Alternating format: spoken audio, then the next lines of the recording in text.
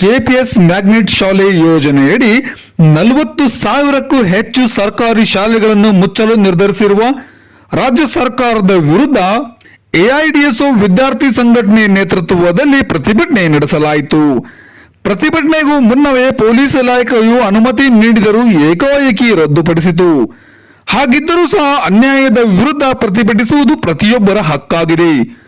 ಅದನ್ನು ಕಸಿಯಲು ಮುಂದಾಗಿರುವ ಕಾಂಗ್ರೆಸ್ ರಾಜ್ಯ ಸರ್ಕಾರದ ನಡೆಯು ಪ್ರಜಾಪ್ರಭುತ್ವ ಆಶಯಗಳಿಗೆ ವಿರುದ್ಧವಾಗಿದೆ.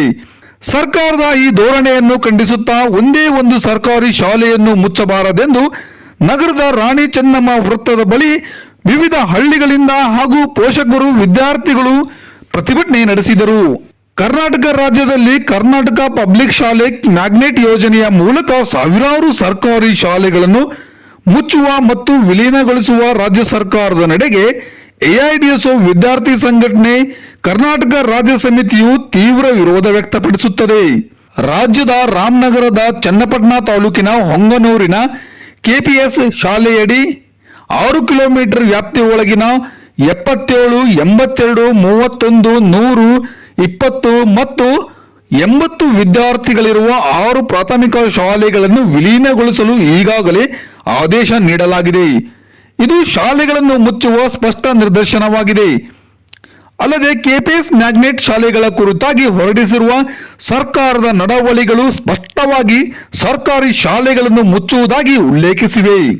ಶಾಲಾ ಶಿಕ್ಷಣ ಮತ್ತು ಸಾಕ್ಷರತಾ ಇಲಾಖೆಯು ಅಕ್ಟೋಬರ್ 15, 2025 ಹೊರಡಿಸಿದ ಸುತ್ತೋಲೆಯಲ್ಲಿ ಕೆಪಿಎಸ್ ಮ್ಯಾಗ್ನೆಟ್ ಶಾಲೆಗಳಿಗೆ 1 ರಿಂದ 5 ಕಿಲೋಮೀಟರ್ ವ್ಯಾಪ್ತಿಯ ಒಳಗಿನ ಚಿಕ್ಕ ಸರ್ಕಾರಿ ಶಾಲೆಗಳನ್ನು ಈ ಪ್ರಸ್ತಾಪಿತ ಕರ್ನಾಟಕ ಪಬ್ಲಿಕ್ ಶಾಲೆಯೊಂದಿಗೆ ವಿಲೀನಗೊಳಿಸುವುದು ಎಂದು ಸ್ಪಷ್ಟವಾಗಿ ಉಲ್ಲೇಖಿಸಲಾಗಿದೆ.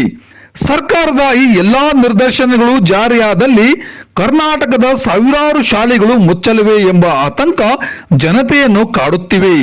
ವಿಲೀನದ ಪರಿಣಾಮವಾಗಿ ಸಮುದಾಯ ಮತ್ತು ಹಳ್ಳಿಗಳ ನಡುವಿನ ಶಾಲೆ ಊರು ದಾಟಿ ಪಕ್ಕದೂರಿಗೆ ಹೋಗುತ್ತದೆ.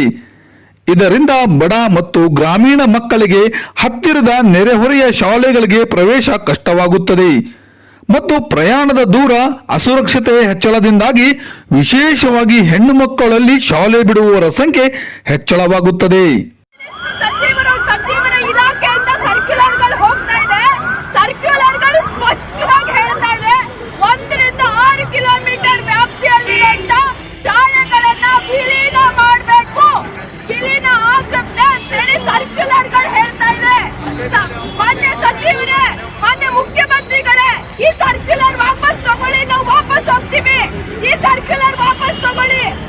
ಶಾಲೆಗಳು ಮುಚ್ಚಿರೋ ಜಾಗನ ಸಂಘ ಸಂಸ್ಥೆಗಳಿಗೆ ಕೊಡ್ತೀವಿ ಅಂತ ಹೇಳ್ತಿದ್ದಾರೆ ಸಚಿವರುಗಳು. ಈ ಸ್ಟೇಟ್ಮೆಂಟ್ ನ ವಾಪಸ್ ತಗೊಳ್ಳಿ. ಮೊದಲನೇದಾಗಿ ಸರ್ಕಾರಿ ಶಾಲೆ ಮುಚ್ಚಲ್ಲ ಹೇಳಿದ್ರೆ ಸಾಕಾಗಲ್ಲ. In your action prove it. Order ಗಳನ್ನ ವಾಪಸ್ ತಗೊಳ್ಳಿ. ಚನ್ನಪಟ್ಟಣದ ಆರ್ಡರ್ ವಾಪಸ್ ತಗೊಳ್ಳಿ. ಇನ್ನೊಂದು ನಡವಳಿಗಳು, ನಿಮ್ ನಡವಳಿಗಳಿದಾವಲ್ಲ, ಇದನ್ನ ವಾಪಸ್ ತಗೊಳ್ಳಿ. ಲಿಸ್ಟ್ ಬಿಡುಗಡೆ ಮಾಡಿದೀರಾ. ಕರ್ನಾಟಕದಲ್ಲಿ 500 ಶಾಲೆದು ಲಿಸ್ಟ್ ಬಿಡುಗಡೆ ಮಾಡಿದೀರಾ. ಅದ್ರ ಸುತ್ತಮುತ್ತ ಇರುವಂತ 5 ಕಿಲೋಮೀಟರ್ ವ್ಯಾಪ್ತಿ ಶಾಲೆಗಳನ್ನ ವಿಲೀನ ಮಾಡಬೇಕು ಅಂತ ಹೇಳ್ತಾ ಇದ್ದೀರಾ. ಈ ಸರ್ಕ್ಯುಲರ್ ವಾಪಸ್ ತಗೊಳ್ಳಿ. ಮೊದಲು ಈ ಹೋರಾಟ, ಈ ಸರ್ಕ್ಯುಲರ್ ವಾಪಸ್ ತಗೊಳ್ಳೋವರೆಗೂ ಕಂಟಿನ್ಯೂ ಆಗುತ್ತೆ. ರಾಜ್ಯದ ಒಂದೇ ಒಂದು ಸರ್ಕಾರಿ ಶಾಲೆಯನ್ನು ಮುಚ್ಚಕ್ ಬಿಡಲ್ಲ.